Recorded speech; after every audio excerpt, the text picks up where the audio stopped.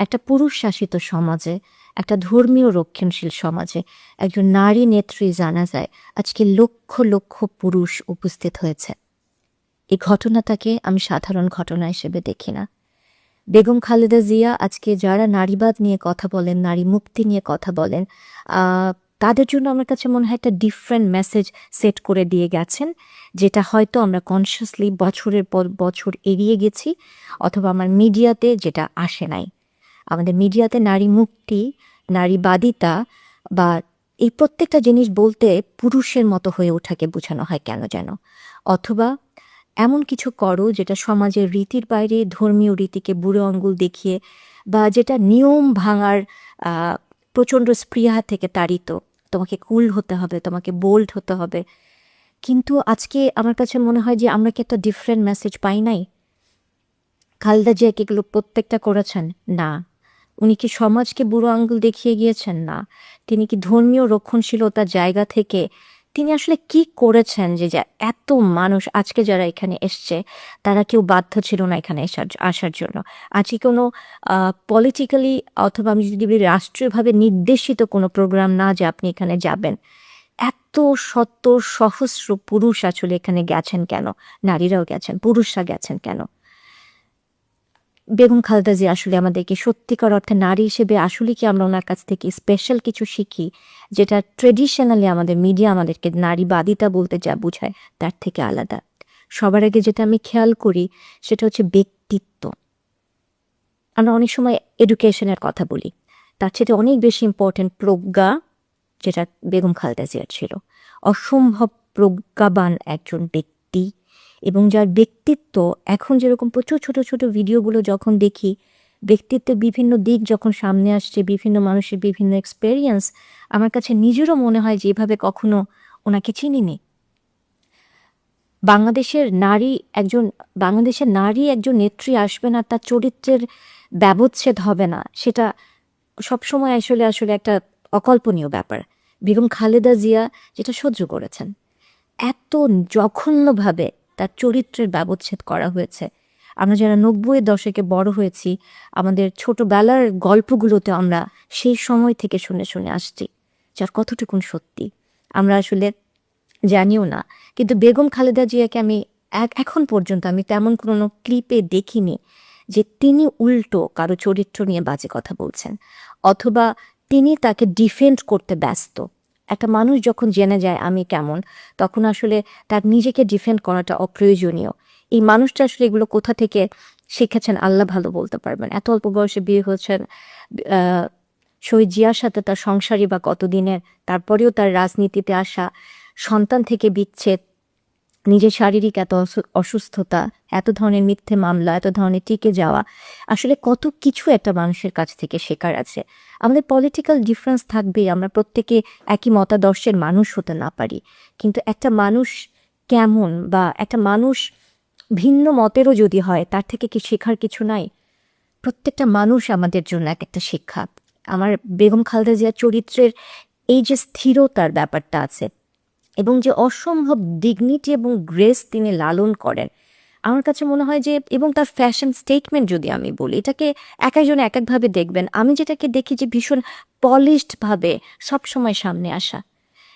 ওনাকে দেখে যখন আপনি দেখবেন ক্লামজি কোনো ব্যাপার নাই, সবসময় উনি জাস্ট, ওনাকে আমরা একই রূপে দেখেছি। এটা একটা ভিন্নই মাইন্ডসেট, এটা একটা অন্য লেভেলেরই জিনিস। কারণ হচ্ছে ওটা দেখে বোঝা যাবে না যে ওনার ব্যক্তি জীবনে কি ঝড় যাচ্ছে, রাজনৈতিক জীবনে কি ঝড় যাচ্ছে। উনি যখন মানুষের সামনে এসছেন তখন উনি, আমার কাছে মনে হচ্ছে, পার্সন উইথ ইন্টিগ্রিটি। এবং এই শব্দটা খুব ইম্পর্ট্যান্ট, যে আমার ভেতরটা যেরকম বাইরেটা যদি হুবহু সেরকম হয়, তখন আমরা বলতে পারি যে এটাকে একটা পার্সন উইথ ইন্টিগ্রিটি। এবং বেগম খালেদা জিয়া সে শুরুতে আমি যে কথাগুলো উনি বলতেন, মৃত্যুর দিন পর্যন্ত সেই কথাগুলো তিনি বলে গেছেন, যে কথাগুলো বলতে অনেকে বুক কেঁপেছে। শাপলা চত্বরের সেই ভয়ঙ্কর রাতের কথা বলতে মানুষের বুক কেঁপেছে, বেগম খালেদা জিয়ার তো কাঁপে নেই। আমাদের আমাদের সেনা হত্যার যে ঘটনা, খালেদা জিয়ার বুক কিন্তু কাঁপে নাই। এবং তিনি আমাদের পার্শ্ববর্তী রাষ্ট্রের ব্যাপারে খুব স্পষ্ট করে বলেছেন যে তিনি একটা বন্ধু রাষ্ট্র চান, কিন্তু প্রভুত্ব তো তিনি মেনে নেবেন না। এই যে একজন মানুষের ব্যক্তি সত্তার এত ধীর স্থির একটা ব্যাপার, এত নীতি নৈতিকতার একটা ব্যাপার, যেটা আমার কাছে মনে হয় যে নারী হিসেবে আমাদেরকে শিখতে হবে।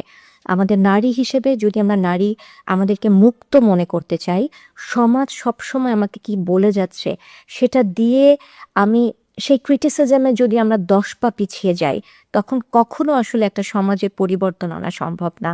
কিন্তু নিজের নৈতিক বিশ্বাস, নিজের মোরাল এথিক্যাল বাউন্ডারিজ যদি আমরা শক্ত করতে পারি, আমাদের চরিত্রের বিভিন্ন গুণাবলীগুলোকে যদি আমরা আরও শানিত করতে পারি, এবং দীর্ঘমেয়াদী যদি আমাদের মানুষের জন্য করার একটা মন থাকে, সেটা আমার জন্য মনে হয় যে, আমার কাছে মনে হয় নারী হিসেবে আমরা এই জিনিসগুলাই চাই।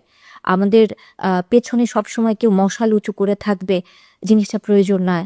সবসময় আমাদের মাথায় একটা ক্রাউন থাকবে না।